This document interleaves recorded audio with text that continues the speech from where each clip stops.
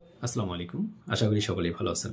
আপনাদের মধ্য থেকে একজনের প্রশ্ন ছিল, বায়ারের যেই পোস্ট অ্যাড রান করব সেই পোস্ট কি বায়ারের কাছে নিতে হবে? অ্যাকচুয়ালি দেখুন, যখন বায়ার আমাকে কাজ দিবে সেটা মার্কেট প্লেস কিংবা আউটসাইড মার্কেট প্লেস থেকে যেখান থেকেই কাজ পেয়ে থাকি না কেন, অবশ্যই অ্যাডস রান করার আগে আপনার সঙ্গে বায়ারের কিন্তু বিভিন্ন আকারে ডিটেলস আকারে কথা হবে বিভিন্ন বিষয় নিয়ে।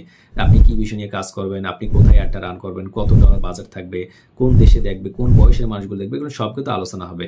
পাশাপাশি কিন্তু আপনি কোন অ্যাডটার উপরে রান করবেন কিংবা কোন পোস্টার উপরে অ্যাড রান হবে, হয় আপনাকে সেই ক্লায়েন্ট তার পোস্টের লিঙ্কটা দিয়ে দিবে অথবা একটা পোস্টের আইডি দিয়ে দিবে। অর্থাৎ একটা পোস্টের আইডি থাকে একটি, অথবা লিঙ্কও থাকতে পারে, যে কোনো একটি দিলেই আপনি সেটার উপরে অ্যাড রান করতে পারবেন। তার আগে একটা বিষয় জানতে হবে যে অ্যাড রান করার জন্য কিন্তু তার পেজের অ্যাক্সেস কিংবা তার বিজনেস ম্যানেজার অ্যাক্সেস কিংবা তার ফেসবুক অ্যাডস ম্যানেজারের অ্যাক্সেস আপনাকে কিন্তু দিয়ে দিবে।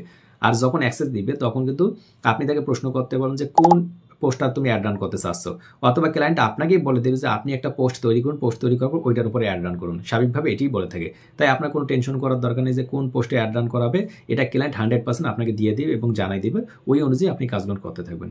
আশা করি আপনার প্রশ্নের উত্তর পেয়ে গেছেন। আপনার যদি কোনো বিষয় নিয়ে জানার থাকে এর পরবর্তীতে আপনাদের যেই কারো অবশ্যই কমেন্টসে জানাবেন, আমরা যথাসাধ্য চেষ্টা করবো আপনার কমেন্টস রিপ্লাই করার জন্য। সকলে ভালো থাকবেন। আল্লাহ হাফেজ। আসসালামু আলাইকুম রহমতুল্লাহ।